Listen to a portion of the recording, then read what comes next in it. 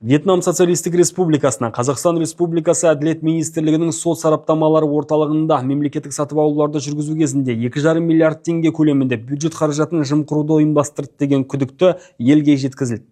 Еске салсақ, 2023-2025 жылдарға арналған есірткіге қарсы іс-қимыл және есірткі бизнесіне қарсы күрес жөніндегі кешенді жоспар аясында сот сараптамасы органдарының материалдық техникалық базасын нығайту мақсатында республикалық бюджеттен 10 миллиард теңгеден аса қаражат бөлінген.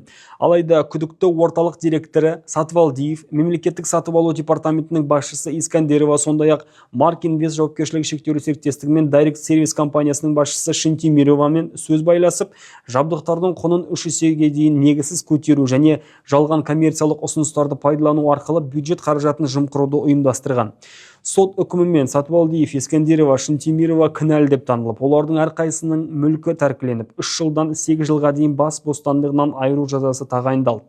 2025 жылғы наурызда ұйымдастырушы халықаралық іздеуге жарияланып, сот санкциясымен оған қатысты сырттай қамауда ұстау түріндегі бұлтартпау шарасы қолданылды.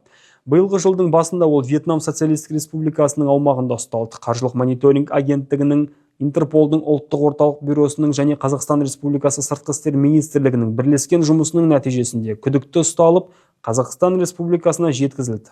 Қылмыстық іс сотқа жолданды. Қазақстан Республикасы қылмыстық процестік кодексінің 201 бабына сәйкес өзге ақпарат жария етілмейді.